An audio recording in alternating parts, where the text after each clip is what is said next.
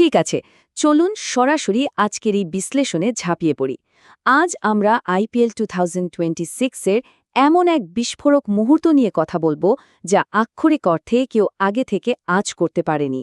এটি কেবল সাধারণ কোনো ক্রিকেট ম্যাচ ছিল না, বরং ছিল আবেগ, ক্ষোভ আর চরম এক মনস্তাত্ত্বিক লড়াইয়ের এক অভূতপূর্ব সংমিশ্রণ।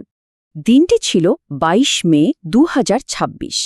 এই তারিখটি আইপিএলের ইতিহাসে একেবারে খোদাই করা থাকবে, কারণ সেদিন ক্রিকেট বিশ্ব এমন এক ঘটনার সাক্ষী হয়েছিল যার পর পুরো ইন্টারনেট দুনিয়ায় রীতিমতো বিস্ফোরণ ঘটে যায়। ম্যাচের পর থেকে শুরু হওয়া সেই বিতর্ক আর উত্তেজনা যেন থামার কোনো নামই নিচ্ছিল না। চলুন ধাপে ধাপে দেখি ঠিক কী ঘটেছিল সেদিন। পর্ব ১, মঞ্চ প্রস্তুত।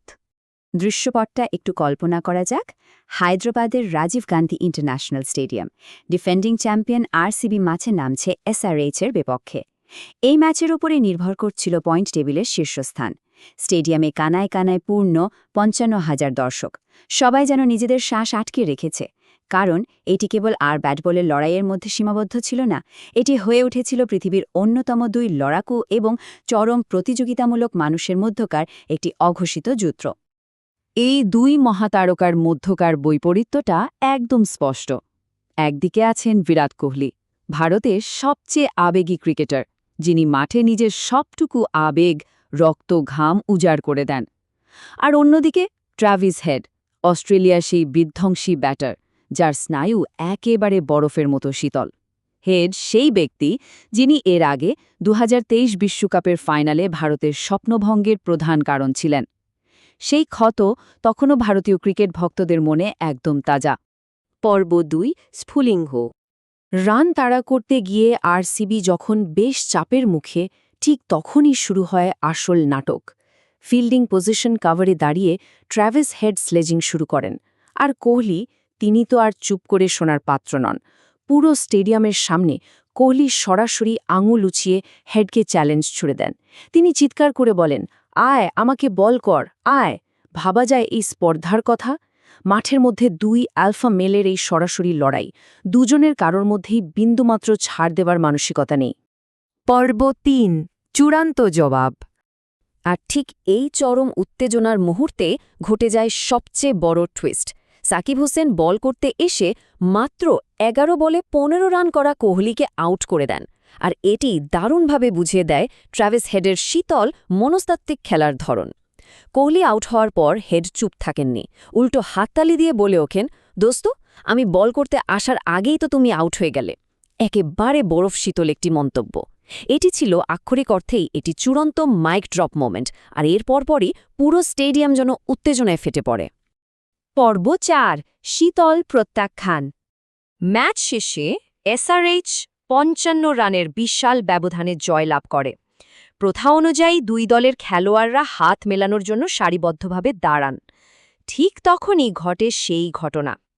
0 সেকেন্ডে কোহলি প্যাট কামিন্সের সাথে হাত মেলালেন, ৫ সেকেন্ড পর অভিষেক শর্মার সাথেও মেলালেন। ১০ সেকেন্ডের মাথায় ট্র্যাভিস হেড হাসি মুখে কোহলির দিকে নিজের হাত বাড়িয়ে দিলেন। কিন্তু ১২ সেকেন্ডের মাথায় কোহলি হেডকে সম্পূর্ণ উপেক্ষা করে চোখে এক শূন্য দৃষ্টি নিয়ে সোজা হেঁটে পার হয়ে গেলেন। তিনি হেডের দিকে একবারও ফিরেও তাকালেন না। সোশ্যাল মিডিয়া মুহূর্তের মধ্যে এই দৃশ্য নিয়ে রীতিমতো পাগল হয়ে যায়।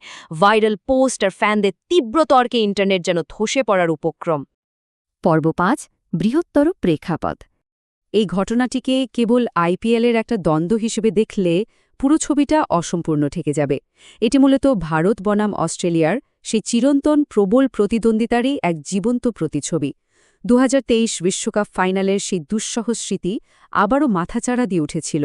সবচেয়ে বড় মঞ্চগুলোতে ট্র্যাভিস হেড বারবার ভারতীয় ক্রিকেটের জন্য দুঃস্বপ্ন হয়ে উঠেছেন। অন্যদিকে বিরাট কোহলি, যিনি এই খেলার সবচেয়ে আবেগপ্রবণ এবং খাঁটি সুপারস্টার, তিনি কোনোভাবেই এমন ভান করতে রাজি নন যে সবকিছু ঠিক আছে। সোশ্যাল মিডিয়া এই নিয়ে আক্ষরিক অর্থে আড়াআড়ি দুই ভাগে বিভক্ত হয়ে পড়ে। সুতরাং এখানকার সবচেয়ে গুরুত্বপূর্ণ পয়েন্টটি হল, টুর্নামেন্ট কিন্তু এখনও শেষ হয়নি। আরসিবি এবং এসআরএইচ উভয় দলই প্লে-অফে দারুণভাবে টিকে আছে।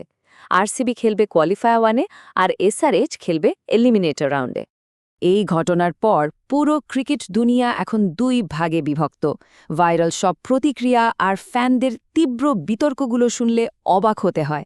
কোহলি কি এভাবে হাত না মিলিয়ে ভুল করেছেন, নাকি ট্র্যাভিস হেড একটু বেশি অহংকার দেখিয়েছেন, নাকি মাঠে খেলোয়াড়দের এই ক্ষোভ, এই তীব্র আগ্রাসন আর আগুনই ক্রিকেটকে পৃথিবীর সেরা খেলা বানিয়েছে? আর এই সবকিছুই আমাদের দাঁড় করিয়ে দেয় এক বিশাল প্রশ্নের সামনে। প্লে অফের সমীকরণ অনুযায়ী ফাইনালে কি এই দুই পরাশক্তির আবারও দেখা হতে পারে? যদি সত্যিই ফাইনালে বিরাট কোহলি এবং ট্র্যাভিস হেড আবারও মুখোমুখি হন, তবে মাঠে কী ধরনের বিস্ফোরণ ঘটবে? সেই উত্তেজনার কথা কেবল কল্পনা করলেই গায়ে কাটা দিয়ে ওঠে। দুই পক্ষের সমর্থকরাই নিজেদের অবস্থান নিয়ে অনড়। এই লড়াইয়ের শেষ কোথায় তা হয়তো সময় বলে দেবে।